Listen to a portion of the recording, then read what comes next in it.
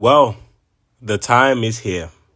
Paul George has opted out of his contract, and according to Chris Haynes, the Sixers, as we all expected, are going to aggressively pursue Paul George.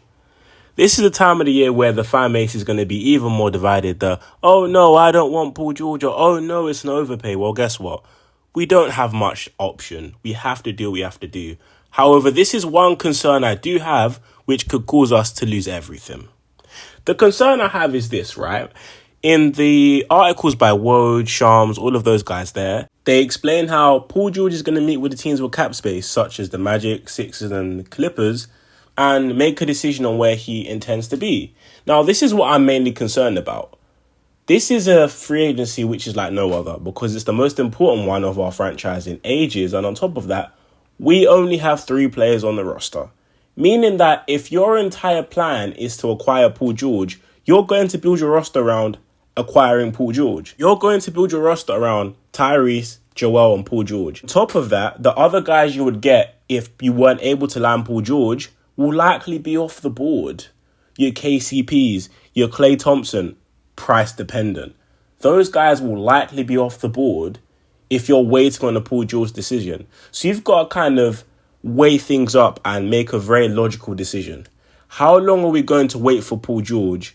And what are we going to do if we get a sense that he's kind of tentative on what he wants to do? Because waiting here is a dangerous game. You could completely fail and miss out on your other targets and Paul George, which is wasting another year of Joel Embiid and just wasting another year of your franchise.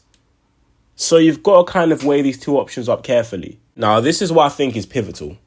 You've realised that the trade market right now isn't what you'd expect. Like Brandon Ingram isn't moving the needle, Zach LaVine isn't, Mikal Bridges is off the board. And although the Utah Jazz are now interested or open to listening to offers for Lauri Markkanen, do you have what it takes? So based on this information, do we just have to throw the money up at Paul George? At the end of the day, it's not ideal the money you're paying a 33, 34-year-old Paul George, however the hell old he is. However, with what you can acquire and what you need as a third option or third star, as you want to say, he's the best available. And on top of that, you still have picks to build out your roster and adjust during the season. So for that reason, you might have to bite your lip and do what you need to do. The Magic is still a viable option. Younger team, I do believe that Paul George would rather go to a team of the now than the future in the Magic. But I still believe they can be a serious threat. And on top of that, the prospect of him returning to LA. They might not offer him the max deal, but he's from LA. You're on the West Coast. That's their leverage point to be like, okay, cool, we might not offer you the max, but this is why you'd stay. So I believe it's important that we still have a plan B. But what is that plan B going to be? Knowing that those guys could be gone, like a Klay, KCP, attracting interest from various contenders. So again, there's no ideal perfect situation to happen. I'm not telling you Klay Thompson is perfect. At the end of the day, Klay's had a poor season and has driven his value down based on how he played and the elimination game. But the point still doesn't remove that with the gravity of Joel Embiid and him being Klay Thompson, you are going to respect his three ball like he's still the dead-eye shooter he was in 2016. And playing alongside Joel Embiid means a hell of a lot. Same with Paul George. These are guys who proven can shoot the ball.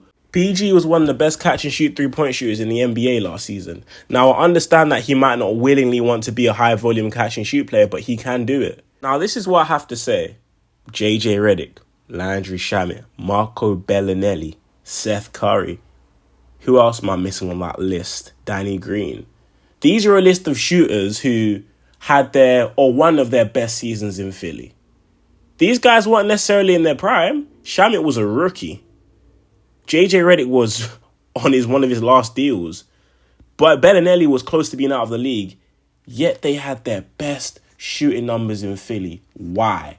Because playing with a big like Joel Embiid gives you looks you've never seen before. His gravity's like no other with his style of play. So that's the reason why you kind of look at the guys available and think, is it logical overpaying this guy if they kind of fit? And I'm really sorry, comparing Paul George's contract to Tobias Harris is lazy. Paul George is much better than Tobias Harris.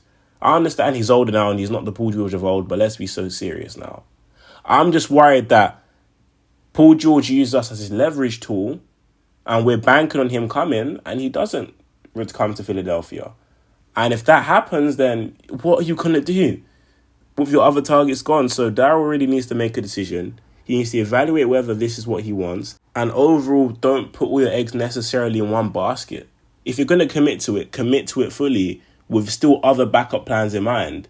Because like I've mentioned before, you're not totally impressed by the trade market, but if you completely miss out on everything, you're probably going to be more inclined to call the Pelicans, for example, and Brandon Ingram. Not the most ideal fit, but you can't go into the season with nothing.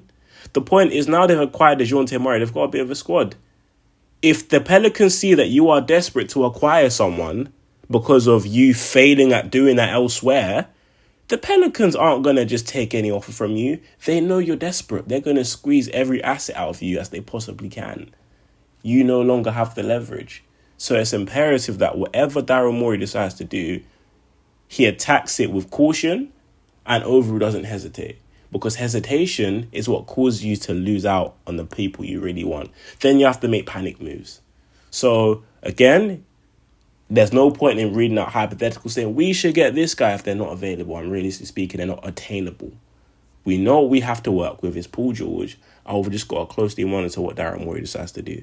So in the comment section down below, let me know what you guys think, how you guys think this will unfold, and ideally what kind of contract you give PG. But thank you guys so much for listening. Stay tuned to my channel. Stay blessed, my people, and I'm out. Peace.